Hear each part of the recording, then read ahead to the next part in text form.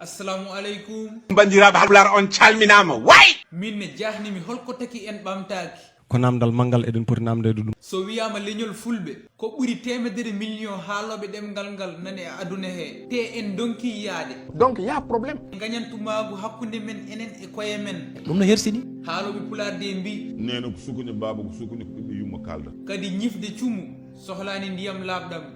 Sa walli ɓamtowo leñol ko hoorema balluɗa. Ko kalda ko gonga. Jeyzo a salminama. a salmitama dihama Ngal ɗo namdal ko an jeeyi ɗum. bisimilla ko an tan keɗimi E yiyande ma enen fulɓe holko tongi men. mi famani Manam holko haadi men ɓamtade.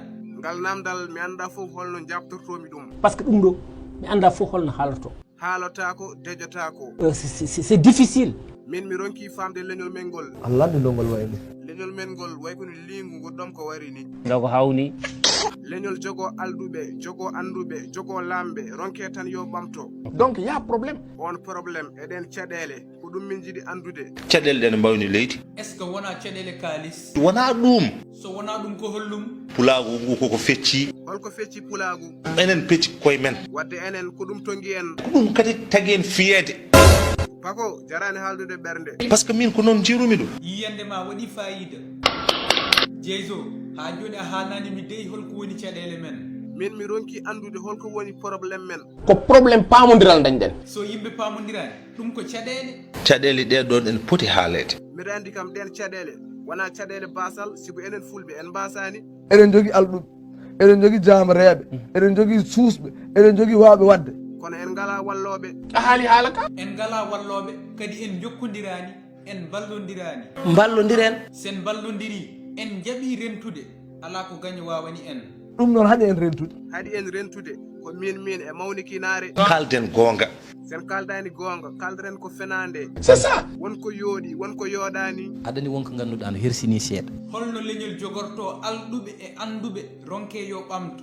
ayno e hawnade ɗum kay diwi hawnade c'est pas possible Enen ni yo taw en liggaka en kaɓɓaka en tongaka. hay goto tongani men hay goto ustani men wadde holko teppi en teppi men ko koye men rokkam dalilu ƴewno foti joguiɗen milliardaire uji haysa duppiɓe gasata ƴewno foti joguiɗen ministre uji Ina wayno kooce.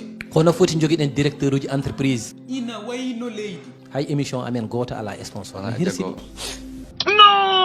Wona émission pular wona série pular haydara ala hen ko jogui sponsor. Ɗum ɗon ko gacce mawde wonande leñol ngol.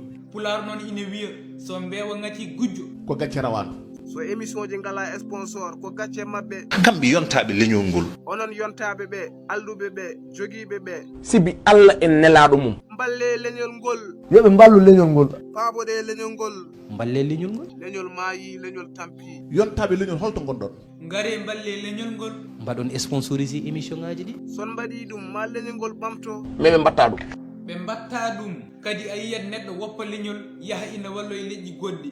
Yo tan ɗum ɗo. holno jogortoɗa jawdi kaɗa leñol ma ha laaɓa tottoya woɓɓe Goppa leñol ma ina ŋaaɓi hunuko.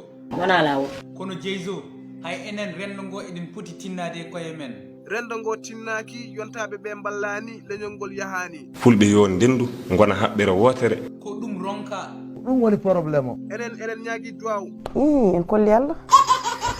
Joni holko woni feere? joni holno mbatten min kay mi anda goto fof yo haal yiyande mum e yiyande amen minen eyyi est ce que halpulareɓe wonɓe sénégal ɓe halpulareɓe wonɓe fulɓe wonɓe mauritanie ɓe fulɓe wonɓe mali ɓe est ce que ɓe garata enen ɓeɗo jewten esen sodde leydi président halpular ministre halpular jeunesse halpular